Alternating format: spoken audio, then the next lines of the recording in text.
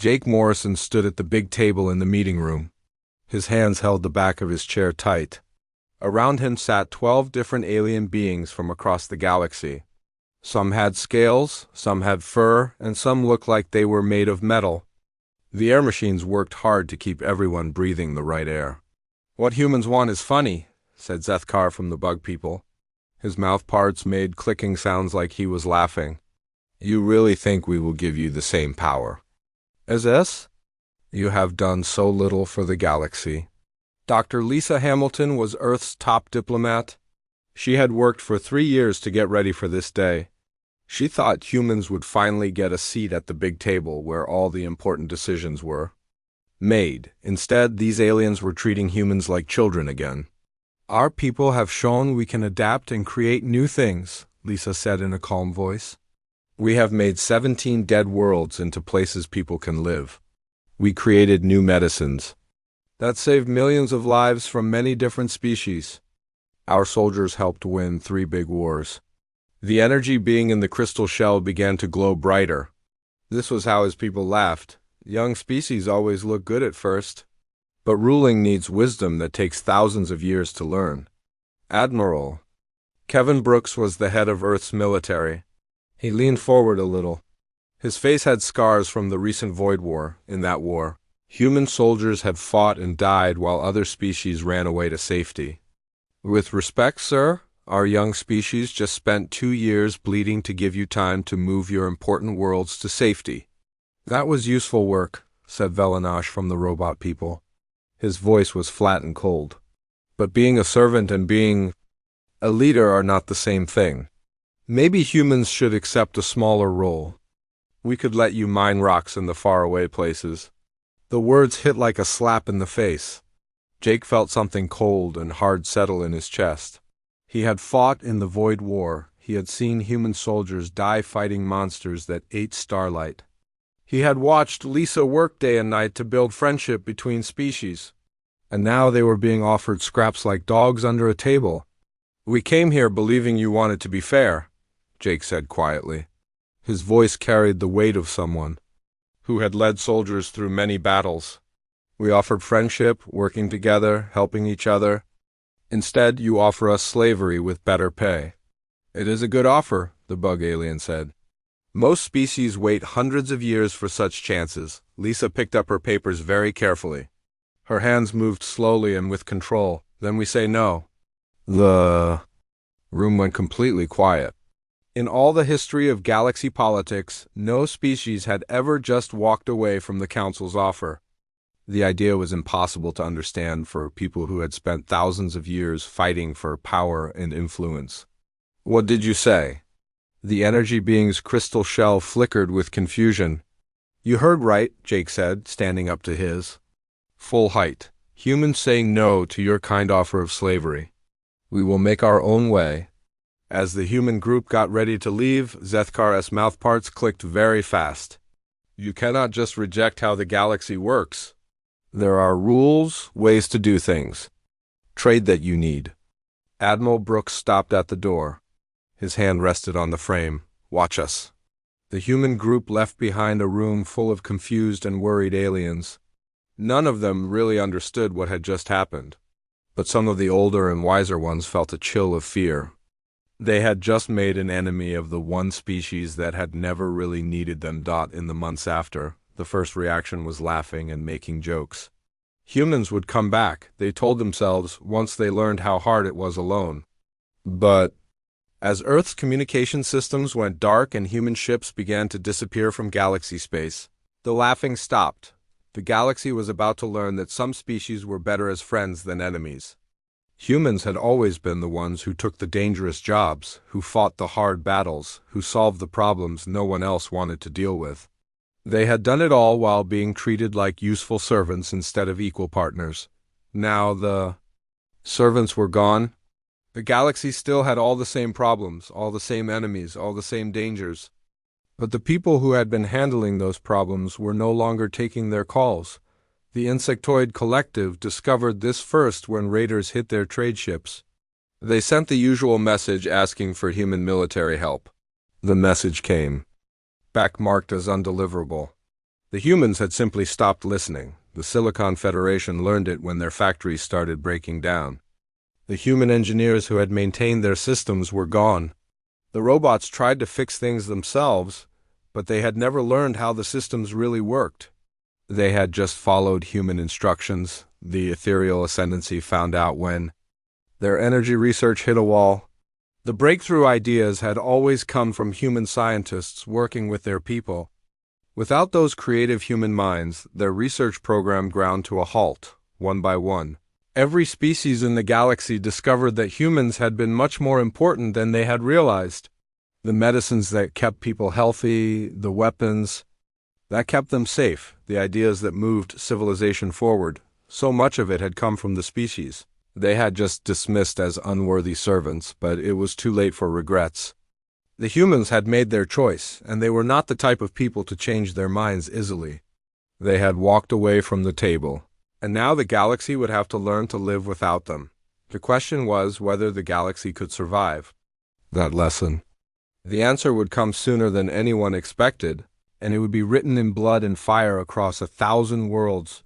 As Jake Morrison stood on the deck of his ship, watching the alien station grow smaller in the distance, he felt no satisfaction in what had happened. He had hoped for better from the galaxy's leaders. He had believed that reason and fairness would win in the end. Instead, he had learned that some people only respect strength and only understand loss when it hits them personally. The galaxy had chosen to see humans as expendable servants. Now they would discover what it meant to be truly alone. 6 months after humans walked away from the big meeting, the galaxy started to feel their absence. Trade routes that had used human ships found themselves with no deliveries. Medical centers across dozens of worlds discovered that their human-made medicines had stopped coming. No warnings, no slow reduction, no talks about new deals. The shipments just stopped. Commander Elena Rodriguez stood on the bridge of the warship Defiance. She watched the last evacuation ships disappear into hyperspace. Around her, the colony world of Haven Prime burned in the distance, but not from war. The humans were carefully taking apart everything they had built, leaving nothing useful behind. Demolition. Teams finished destroying the factory area, reported Lieutenant Danny Walsh from his station. All the machines have been taken or destroyed. The medical buildings have been completely emptied. Elena nodded grimly. The orders had been clear and came from the new Terran Independence Council. Humanity was cutting all connections with the galactic community. That meant leaving nothing behind that could be used against them or taken without permission. Every human colony, every research station, every mining operation was being emptied and destroyed. What about the local aliens? She asked, talking about the mixed alien population that had lived with the human colonists. They are being moved to the nearest council worlds as promised. Full payment for their property and businesses, plus help moving. We are not punishing them for what their governments did. The evacuation of Haven Prime was happening on almost 200 worlds. Humans had always been the most nomadic of the galactic species. They had built colonies on the edges of explored space and in systems other species thought were too dangerous or not worth the effort. Now, all of those humans were pulling back to a small group of worlds that had been heavily defended and declared off-limits to alien ships on the Council worlds. The first response was confusion and irritation. The Insectoid Collective had expected humans to return within weeks, desperate for the trade relationships that had supported their expansion. Instead, they found themselves dealing with shortages and economic problems as human industries simply vanished. This is temporary madness, Ambassador Zethkar said during an emergency council meeting. No species can survive completely alone. They will run out of resources and come crawling back. But Director Sam Peterson of the Terran Independence Council had planned for this reaction. Hidden deep in asteroid belts and dark matter clouds of human space, massive factory complexes had been under construction for decades. Humanity had learned from their history never to depend completely on others for survival. While they had engaged in galactic trade, they had never allowed themselves to become dependent on it. The first real shock came when the Ethereal Ascendancy tried to send a diplomatic mission to the Sol system. The elegant vessel carrying Ambassador Luxmora and a full diplomatic staff approached the edge of humanity's home system only to find their way blocked by a massive defense grid. Human ships. This is the diplomatic ship Enlightenment asking permission to approach Earth for urgent talks. Transmitted the ethereal captain. The response came not from Earth, but from a combat station that had not been there 6 months earlier. The voice was calm, professional, and completely inflexible. This is Admiral Rachel Stone, Commander of Sol Defense. You are entering sovereign human space without permission? Turn around immediately or be destroyed. I am a diplomatic representative of the Galactic Council, Luxmora protested. We have legal rights under the Covenant of Civilizations. The Human Federation withdrew from the Covenant 6 months ago, came the reply. You have no legal rights in our space. This is your final warning. The ethereal ship found itself facing a defense grid that made the old human military bases look like children's toys. Massive orbital platforms bristled with weapons that registered as completely unknown to Council sensors. Worse, the energy. Signatures suggested technology that was decades ahead of anything in the galactic database. When the Enlightenment finally retreated, the Council faced a terrifying realization. Humanity had not been dependent on galactic technology. They had been sharing it. The advanced medical treatments, the efficient manufacturing processes, the defense systems that had protected Council worlds during the Void War, all of it had been human innovation freely given to species that had assumed they were the more advanced civilization.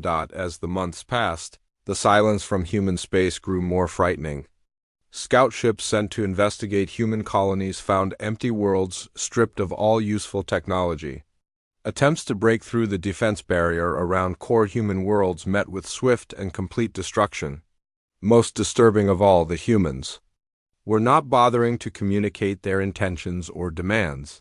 They had simply erased themselves from galactic civilization, taking their technology, their expertise, and their protection with them. The galaxy was beginning to realize that humanity's greatest strength had never been their military might or their technological innovation.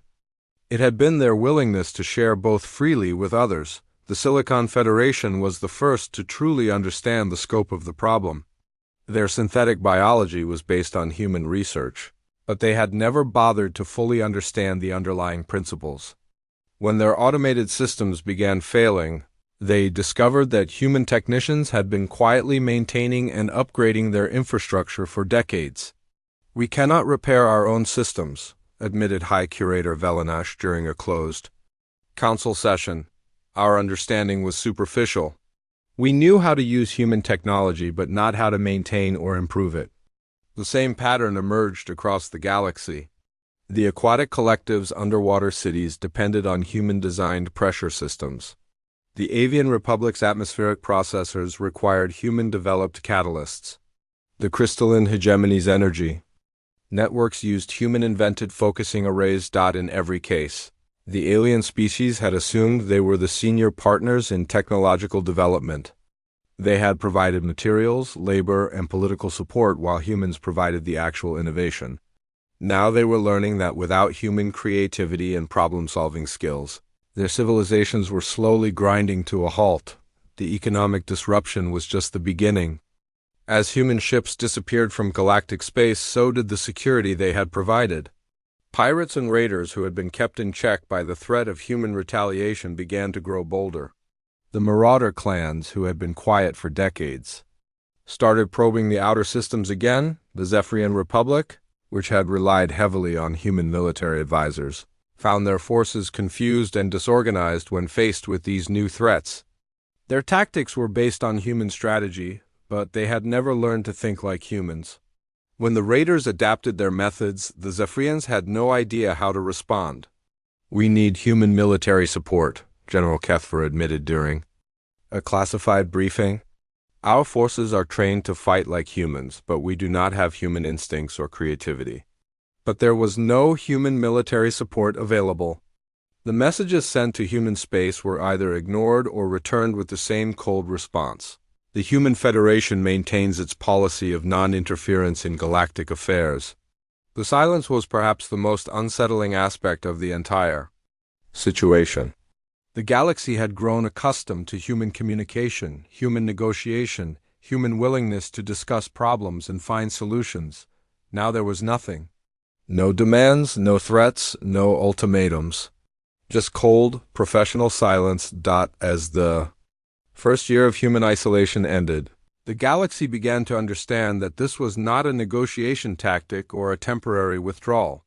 Humanity had made a fundamental decision about their place in the universe. They had tried cooperation and been rejected. Now they were trying isolation, and it was working better than anyone had expected. The question was no longer whether humans would return to galactic civilization. The question was whether galactic civilization could survive without them. The answer was becoming increasingly clear, and it was not what the Council had expected. The galaxy had dismissed humanity as useful servants. Now they were discovering that their servants had been their masters all along, and the masters were no longer interested in serving. 2 years after humanity left the galactic community, the Zephyrian Republic faced its first major crisis without human help. The aggressive marauder clans had returned to the Outer Rim territories.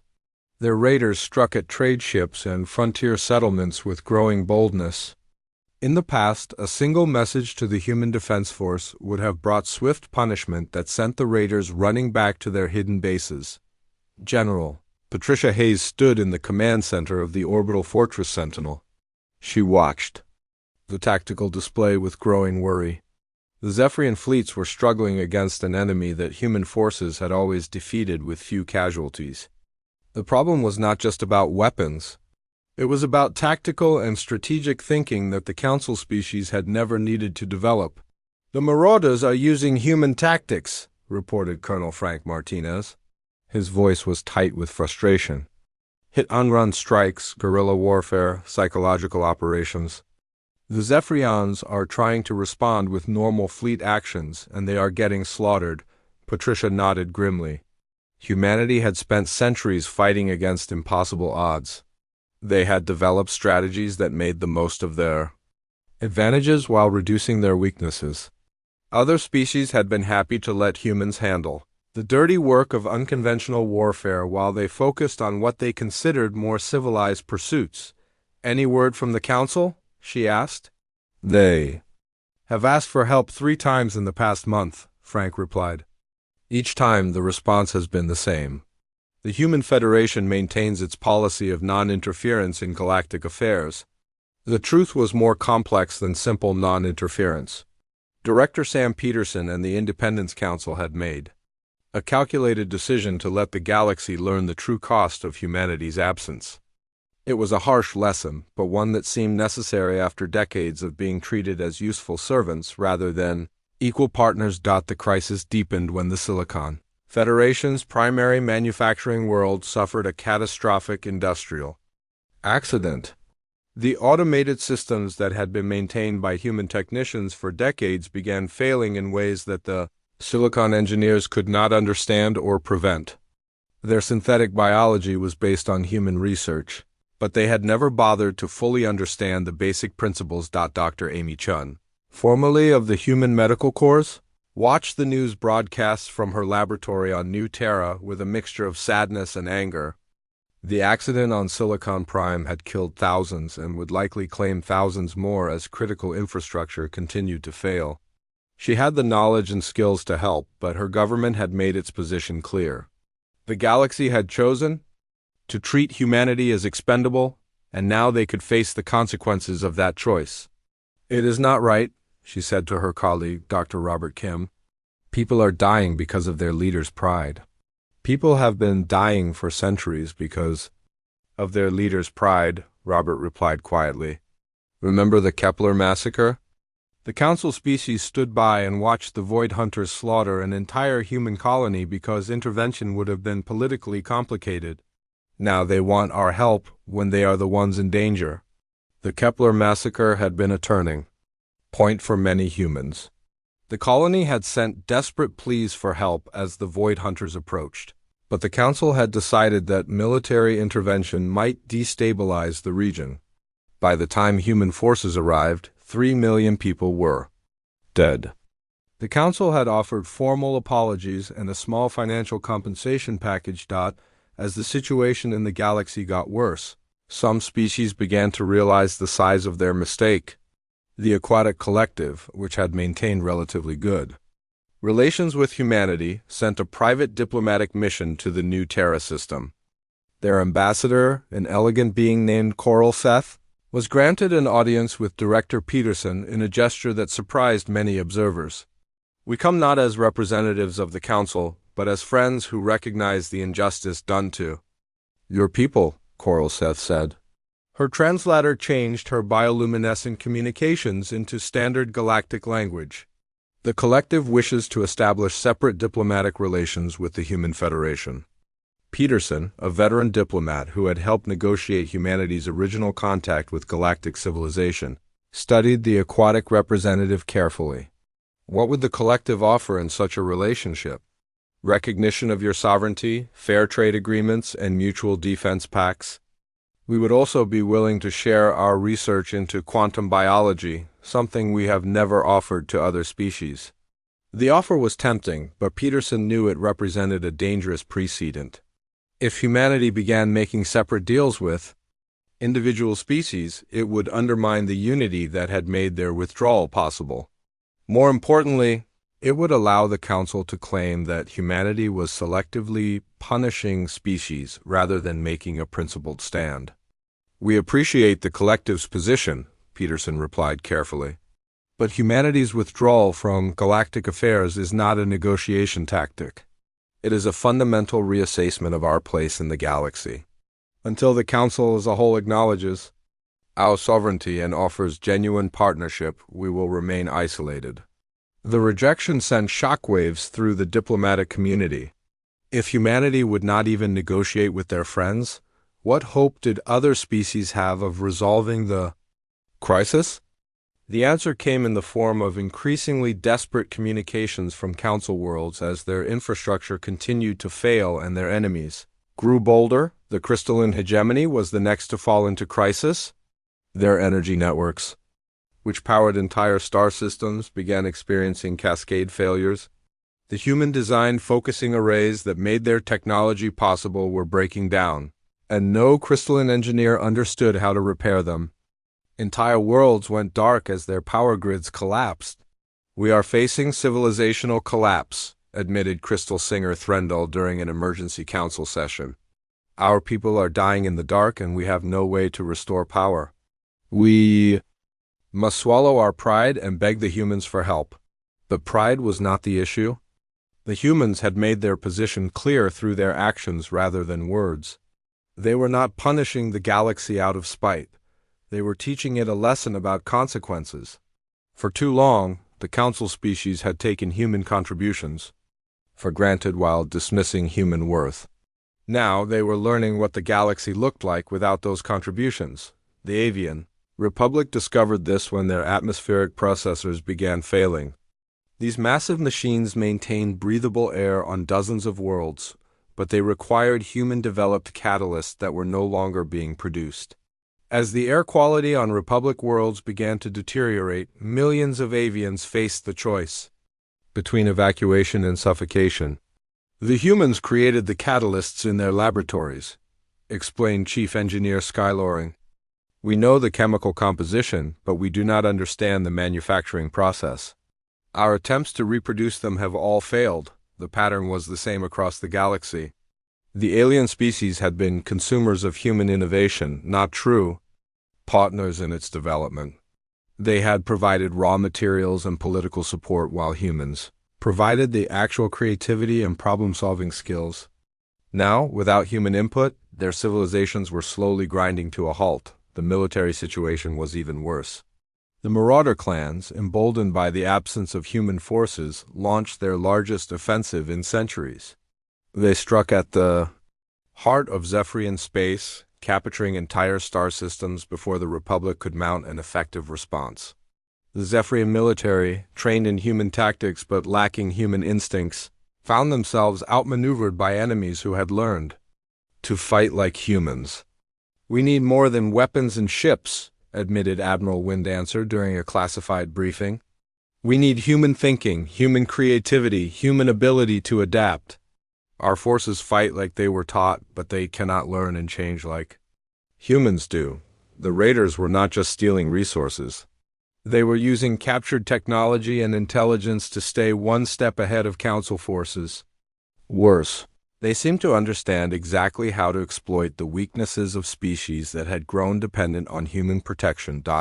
As the third year of human isolation began, the galaxy faced a harsh truth. They had not just lost a useful ally when humanity withdrew. They had lost the species that had been quietly holding their civilization together. The medicines that kept them healthy, the weapons that kept them safe, the strategies that kept them victorious, all of it had depended on human innovation and expertise, but humanity remained silent, watching from behind their defensive perimeter.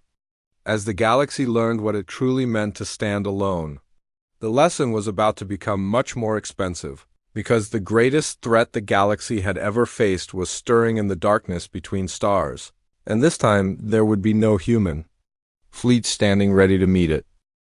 The breaking point came when the Void Hunters returned. Admiral Tony Rivera received the first reports while reviewing defensive positions in the Centauri system. The creatures that had once threatened to devour entire star systems had emerged from the dark space between galaxies. Their hunger was apparently renewed after their previous defeat. This time, however, there were no human fleets standing ready to meet them at the galactic rim. "Confirmed sightings in the vegan sector," reported Captain Lisa Thompson from her position at the communications array. "The ethereal ascendancy's frontier worlds are going dark one by one. No distress signals, no survivors. The same pattern we saw during the first invasion." Tony studied the tactical display with the experienced eye of someone who had fought the Void Hunters before. The creatures were not just randomly destructive. They were intelligent, patient, and completely ruthless. They had been studying galactic defenses during their absence, learning from their previous defeat. Now they were systematically dismantling the outer perimeter worlds before the Council species could mount an effective response. "Any word from the Council?" he asked, though he already knew the answer. "3 separate appeals for assistance in the past 6 hours, Lisa replied. "Each one more desperate than the last. The ethereal ascendancy is offering full council membership and territorial concessions. The Silicon Federation is promising exclusive technology sharing agreements." Tony almost smiled at the irony.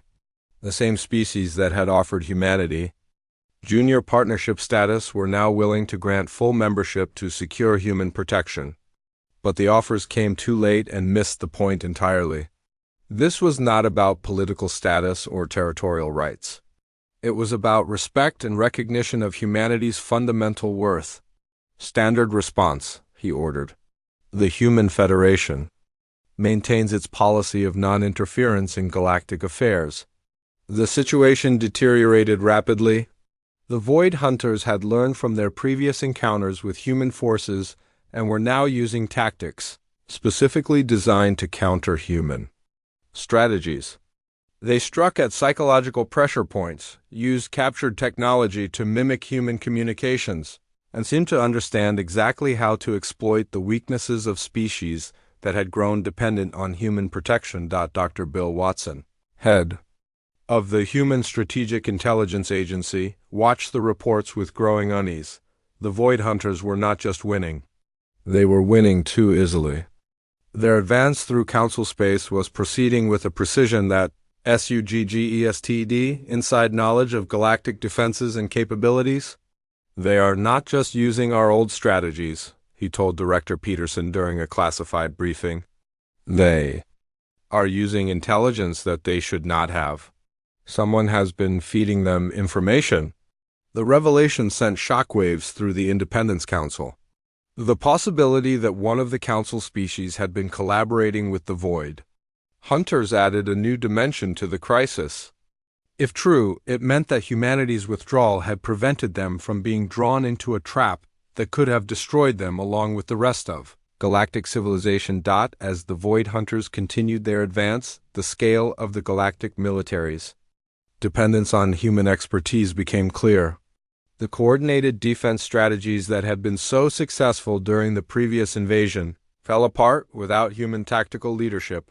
The advanced weapon systems failed because no one understood their maintenance requirements.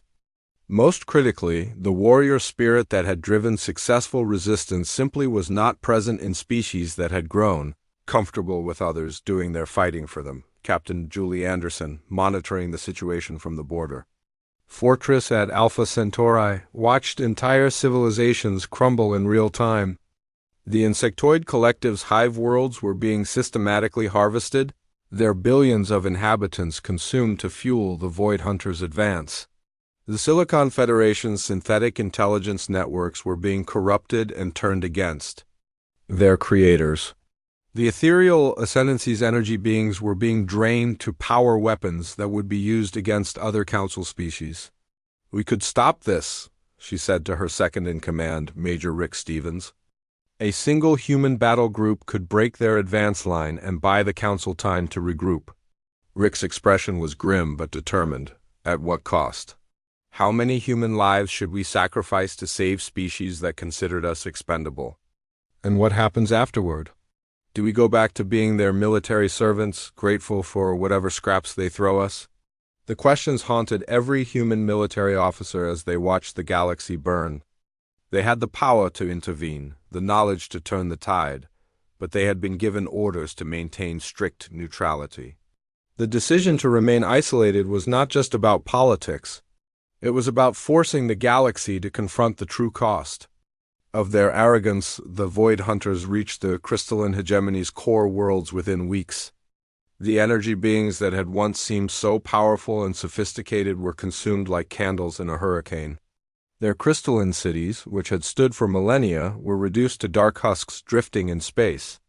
The survivors fled in whatever ships they could find, carrying desperate pleas for help that went unanswered. The aquatic collective tried to negotiate with the Void Hunters, offering tribute and submission in exchange for survival. The creatures accepted the tribute and then consumed the negotiators anyway. It became clear that the Void Hunters had no interest in coexistence or conquest. They wanted only consumption, the complete absorption of all life and energy in the galaxy. As the Void Hunters approached the core worlds of the Council, desperation finally broke through diplomatic pride. Ambassador Zethkar, the same insectoid who had mocked humanity's pretensions 3 years earlier, appeared on every human communication channel in a broadcast that would have been unthinkable before the crisis. "People of Earth," he began, his mandibles clicking with stress and exhaustion, "I come before you not as a representative of the Galactic Council, but as a being facing extinction. We were wrong. We were arrogant, dismissive, and blind to your true value. We treated you as servants when you were our guardians, as children when you were our teachers. If you have any mercy left for us, please help us survive our own stupidity." The BROADCAST was followed by similar pleas from every surviving Council species. Leaders who had once spoken of humanity's useful service now begged for salvation from the species they had so casually dismissed. The irony was not lost on human observers, but it brought no satisfaction. Too many were dying for anyone to feel victorious. The Silicon Federation's remaining leaders transmitted detailed technical specifications for their most advanced weapons, offering them freely to humanity in exchange for protection. The ethereal ascendancy promised to share the secrets of energy manipulation that they had guarded for millennia. The Avian Republic offered to cede entire star systems to human control, but the offers fell on deaf ears. The Human Federation had made its position clear, and they were not the type of people to change their minds easily. They had warned the galaxy about the consequences of dismissing humanity's worth. Now those consequences were playing out on a galactic scale. Dr. Amy Chen watched the desperate broadcasts from her laboratory on New Terra, her heart breaking for the innocent beings who were paying for their leaders' mistakes. "How many more have to die before we act?" she asked her colleagues. "How many humans died at Kepler while the Council debated politics?" replied Dr. Robert Kim. How many human colonies were sacrificed because helping them would have been inconvenient? The galaxy chose to see us as expendable. Now they know how it feels. The Independence Council faced its most difficult decision since the withdrawal began. The galaxy was learning the price of hubris, but that price was being paid in the lives of billions of innocent beings who had no voice in their leaders' decisions. The question now was whether humanity would remain true to its principles or succumb to the same moral compromises that had led to their isolation. The Void Hunters were less than 6 months away from the galaxy's core worlds. After that, they would have access to the full industrial capacity of 12 major civilizations. If they succeeded, they would become powerful enough to threaten humanity directly. The choice was clear, even if it was not easy. Humanity could maintain their isolation and face the Void Hunters alone after they had consumed the galaxy, or they could act now while they still had potential allies. The decision would determine not just the fate of galactic civilization, but the soul of humanity itself. Director Sam Peterson stood before the assembled Independence Council. His weathered face showed the weight of a decision that would echo through galactic history. Around the table sat humanity's finest leaders, military commanders, scientists, philosophers, and diplomats who had guided their species through the darkest period since first contact with alien civilizations. The Void Hunters have reached the Council's core worlds, reported Admiral Tony Rivera. Current projections suggest complete collapse of organized resistance within 6 months. After that, they will have access to the full industrial capacity of 12 major civilizations. Dr. Amy Chen leaned forward, her expression troubled. Our xenobiological analysis suggests that the Void Hunters are not just consuming these civilizations. They are learning from them. Each species they absorb makes them stronger, more adaptable. If they succeed in their current advance, they will become powerful enough to threaten us directly. The argument for intervention was compelling from a purely strategic standpoint. Humanity's defensive perimeter was formidable, but it was designed to protect against conventional threats, not an enemy that had consumed the resources of an entire galaxy. The Void Hunters had to be stopped before they became unstoppable, but strategy was not the only consideration. Captain Julie Anderson, representing the military's younger generation, spoke for many when she said, "We did not withdraw from galactic civilization to become its saviors. We left because they treated us as expendable. Every life we lose in their defense validates their original assumption that human lives matter less than theirs." The debate continued for hours, touching on fundamental questions about humanity's nature and purpose. Were they a species that protected others because it was right, or because it served their interests? Did the galaxy's suffering justify abandoning the principles that had driven their withdrawal? Most importantly, what kind of people did they want to be? Colonel Frank Martinez, veteran of the Void War, finally broke the deadlock with a simple observation. We are not debating whether to save the Council species. We are debating whether to save ourselves. If the Void Hunters consume the galaxy, we will be next. The question is whether we fight them now with potential allies or later when we are alone. The vote was close, but the decision was unanimous once made. Humanity would return to galactic affairs, but on their own terms. The Independence Council drafted a message that would be transmitted to every surviving world in the galaxy.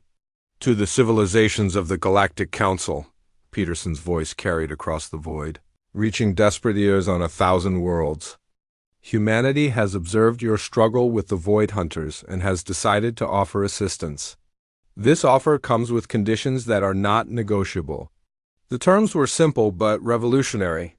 Humanity would provide military support and technological assistance to defeat the Void Hunters. But in return, the galaxy would acknowledge the Human Federation as a sovereign nation with full rights and protections. More importantly, any species. That accepted human aid would be required to sign binding agreements, guaranteeing the rights of all sentient beings within their territory. We will not return to the old system, Peterson continued. We will not be your servants, your junior partners, or your convenient military force. We will be your equals, or we will remain isolated. The choice is yours. The response was immediate and overwhelming.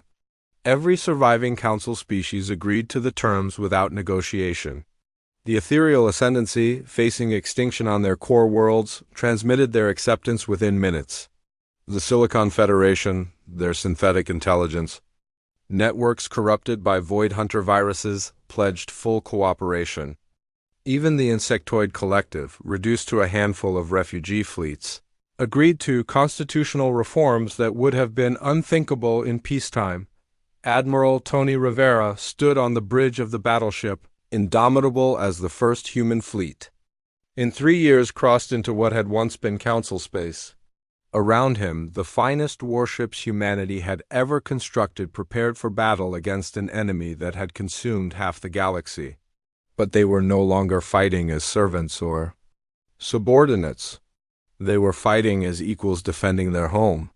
"All ships, this is Admiral Rivera," he transmitted to the fleet.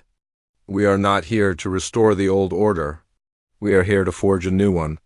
Show them what humanity can do when we fight as free people."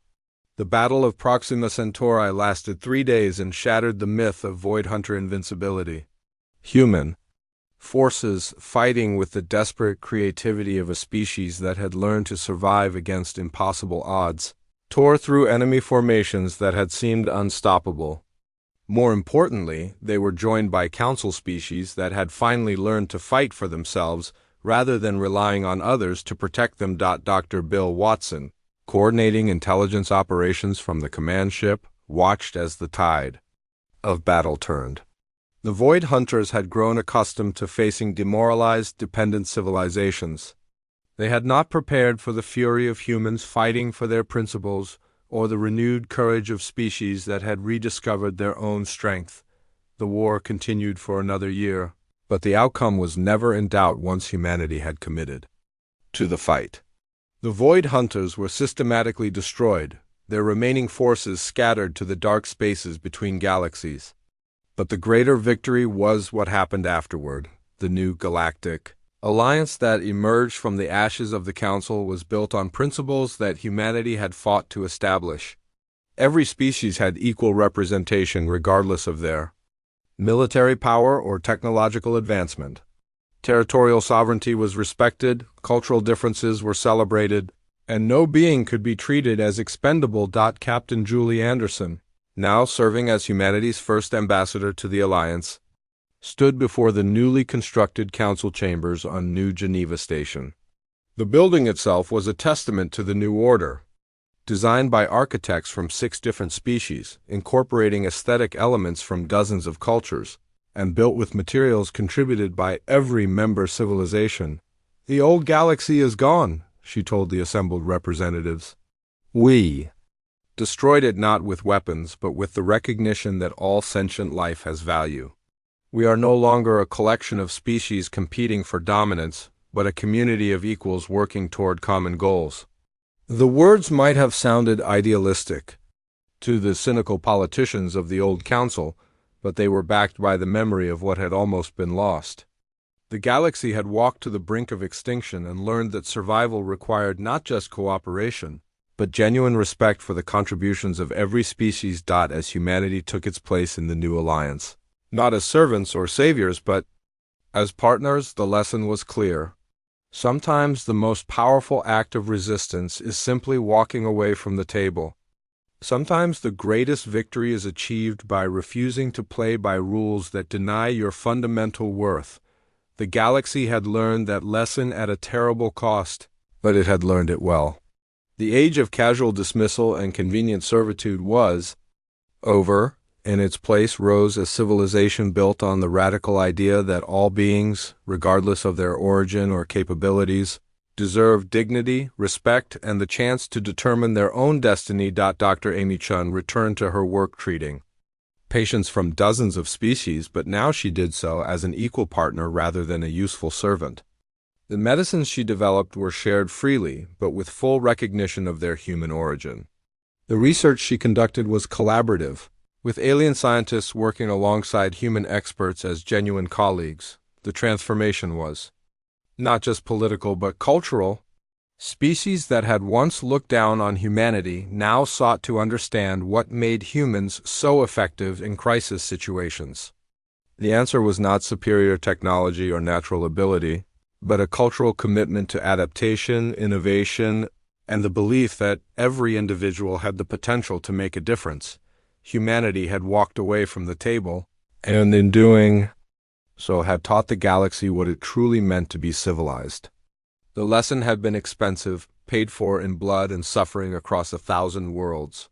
But it had been worth it, because it had created a galaxy where no species would ever again be dismissed as merely useful servants. The new alliance faced many challenges, but it faced them together, as equals united in the understanding that diversity of thought and experience was humanity's greatest gift to the galaxy. And if another threat should emerge from the darkness between stars, it would find not a collection of dependent species hiding behind human protection, but a united civilization ready to defend the principles that had been bought with such a terrible price.